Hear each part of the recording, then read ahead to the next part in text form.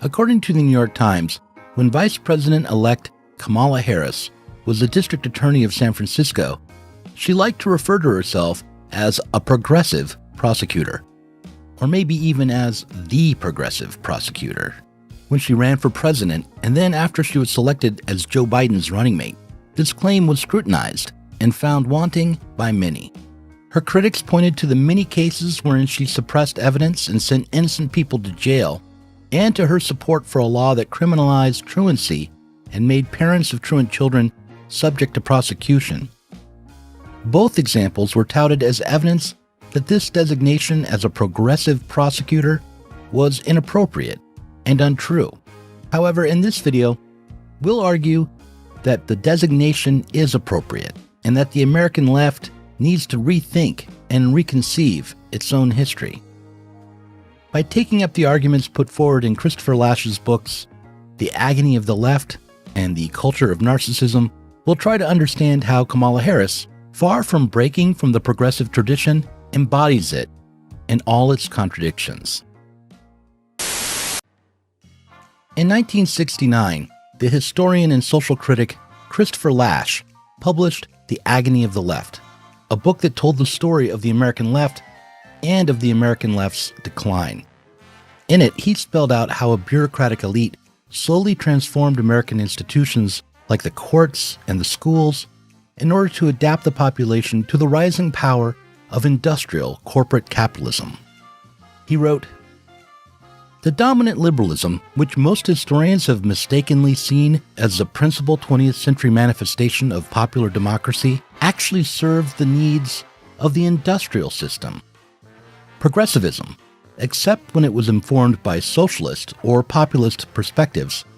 was progressive chiefly in attacking the archaic entrepreneurial capitalism, the existence of which impeded the rationalization of American industry. The aim of the progressives was to refine the mechanism of social control, and, whenever possible, to invent more humane, open, and nonviolent methods for directing and shaping the unwashed and backwards masses." In his book, The Culture of Narcissism, Lasch spends chapters outlining how the American public school systems shifted away from the aim of imparting critical thinking and intellectual mastery, and towards the aim of providing a time of passivity and socialization. The progressives, and even many to their left, took up conservative assumptions as they expanded and opened the educational system to the masses, insisting on the one hand that everyone had a natural right to education, while admitting that most of the poor, the immigrants, had no hope of ever really learning. The life of the mind, of reason, was not for everyone. But if Johnny couldn't be taught to think, he could at least be taught to read well enough to follow instructions. And if true literacy and historical understanding was slipping away from even elite students as early as 1940, then the teaching of morality, of manners, and of self-expression might as well take the place of traditional book learning. By then, the most progressive educators were advocating for teaching life adjustment far more often than they were advocating for teaching the great books or Greek. Those who were struggling over how to educate the masses came to a compromise. Industry no longer required workers to hold an array of talents and abilities. They no longer required mostly skilled workers, but rather wanted docile, semi-skilled, and unskilled workers for the factories. Progressives, meanwhile, no longer trusted everyday people to make sense of their own lives, but were ready to step in and do their students' thinking for them. Rather than offering challenging work without any immediate interest, life adjustment education promised to be student-centered, even as it abandoned the project of fostering the development of independence and mastery. When considered through the lens of the actual history of progressivism, it's easier to see why Kamala Harris felt she could conjoin the words progressive with prosecutor. Seen this way, the tension between the progressive and the prosecutor disappears, at least partially. The existence and feasibility of a centrist progressive type,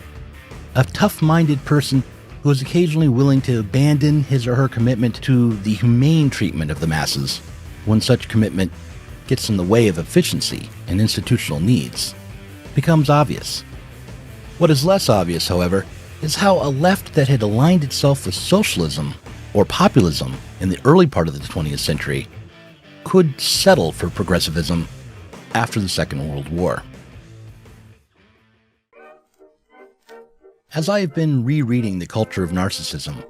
and The Agony of the American Left, I found myself in easy agreement with Lasch as he described how American socialism went off the rails in the early 20th century.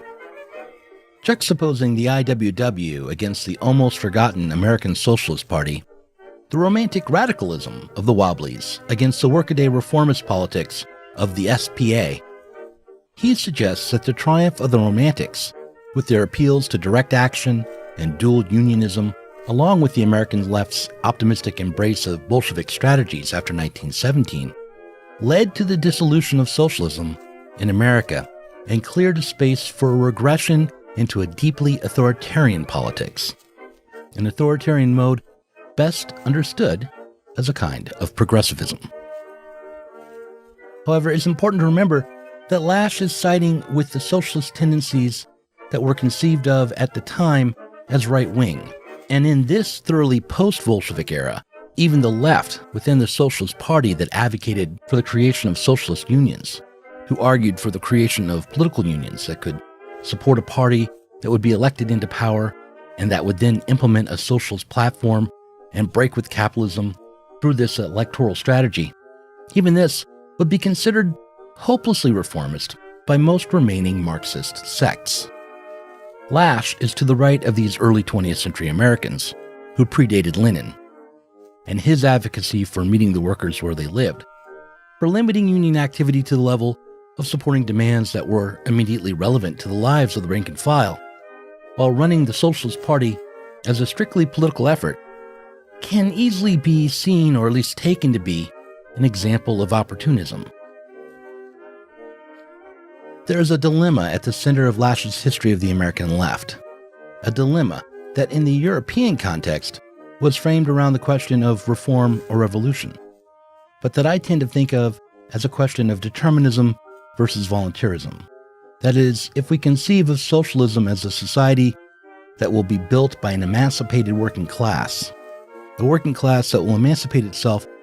after the contradictions within capitalism push it into taking political action,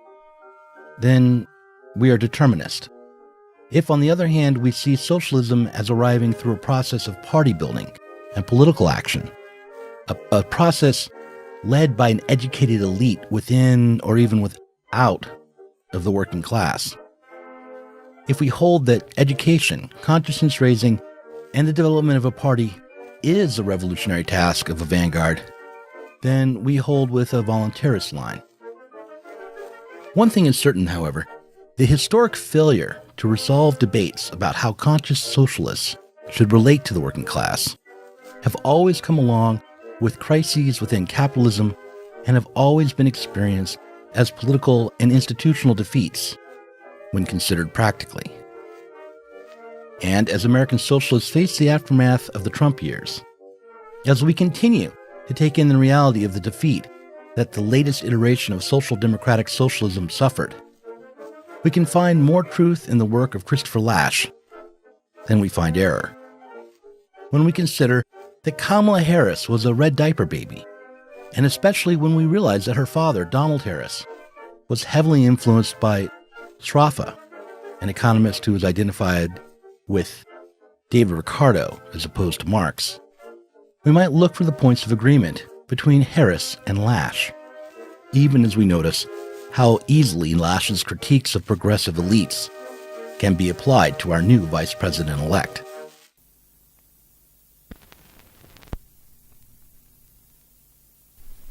To be more direct,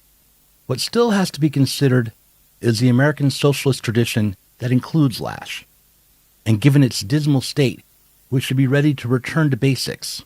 and even risk a return to Marx. And that's what we'll do next week as we continue on with this agony called the left.